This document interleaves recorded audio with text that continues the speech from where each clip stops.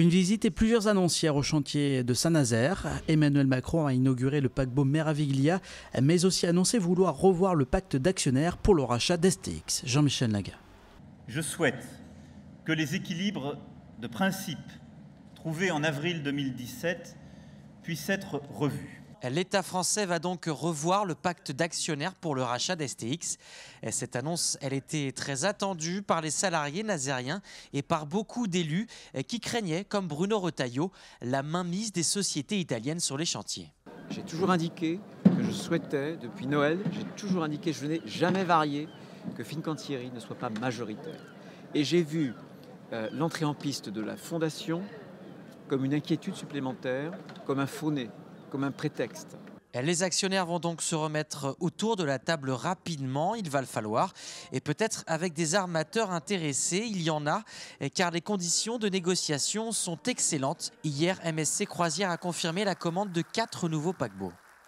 That will amount to 4.5 billion euros of investment in this shipyard. Pour un montant de 4,5 milliards d'euros dans les 9 prochaines années, d'ici 2026, 37 millions d'heures de travail pour les chantiers nazériens. Parmi toutes ces annonces, on en aurait presque oublié la livraison de ce nouveau géant des mers. La merveille en italien et une grande fierté pour les salariés des chantiers, capable de transporter 5700 passagers et 1000 membres d'équipage. Elle partira du Havre lundi prochain pour sa première croisière. L'Union sociale de l'habitat a organisé en début de semaine un débat autour du logement social. 6 candidats aux législatives ont pris part à cette rencontre où l'USH a voulu informer et alerter. Sur l'agglomération, une des candidates l'a énoncé. On a un déficit de logements de à peu près 11 000 logements sociaux si on voulait atteindre la règle des 25%. Maintenant, en fonction des communes, il y a des situations très différentes. Sur Nantes, sur Saint-Herblain, on est au-delà du pourcentage attendu. Sur d'autres communes, on est en deçà.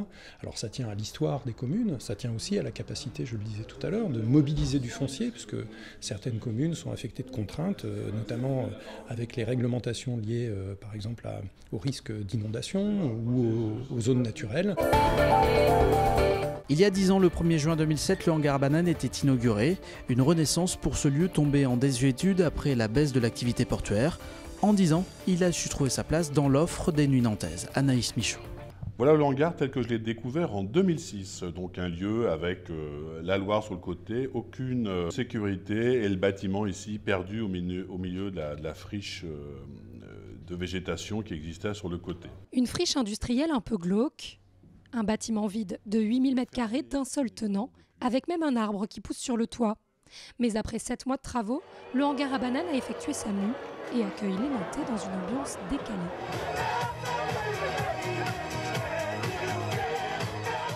En 2007, l'objectif est d'en faire un lieu à l'espagnol. Il fallait absolument trouver des bars, des restaurants côte à côte et le côté sympathique de pouvoir passer d'un lieu à un autre. Et pour les cafetiers, le pari est réussi. C'est super, on travaille toujours aussi bien qu'au départ même. Au début ça a été fort, hein. Les Nantais ont répondu tout de suite présent, hein. Le week-end et le soir et en été, il y a beaucoup de monde sur le hangar. Hein.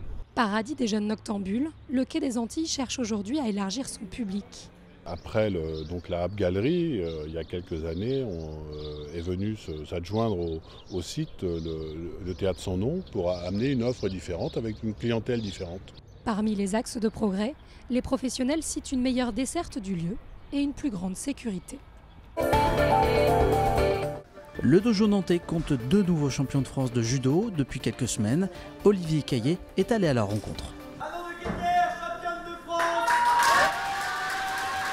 Pas habitué aux honneurs, Manon Deketer. C'est pourtant une coutume depuis des années au dojo nantais. Il y a quelques jours, ce n'est pas un, mais 2 champions de France juniors que le club nantais a fêté. Du coup, ça fait plaisir de rentrer parce que j'étais pressé en fait, de retrouver surtout mon entraîneur et mes amis qui ont été là toujours pour me soutenir. Et voilà, ça me fait vraiment plaisir. Car avec elle, couronnée en moins de 63 kilos, Loris Tassier a connu le même bonheur le jour de ses 20 ans dans la catégorie des moins de 90 kilos. 2 jeunes judokas qui ont porté haut les couleurs du judo nantais. J'avais les chances d'être d'être médaillé, certes, et c'était surtout pas fait. Maintenant, la détermination sur le championnat et l'application sur les consignes et surtout le combat, c'était inévitable. C'était vraiment 2 combattants ce week-end qui étaient intouchables. C'est une médaille que j'attendais depuis très longtemps. J'ai fait 5e aux France cadette 3, du coup j'étais énormément déçu. Je m'attendais au podium, du coup puis là une championne de France, c'était un rêve un peu. Je voulais absolument ressortir à l'international. Vu que j'avais fait vice-champion de France l'année dernière, je voulais repartir une dernière année sur un titre. Chose que je voulais, que j'arrivais pas à dormir, j'aurais pas réussi à dormir sans ce titre en fait. Et voilà, je suis super content. Une joie qui en appellera peut-être d'autres sur les tatamis, mais avant, les 2 athlètes tenteront de décrocher leur baccalauréat dans un mois.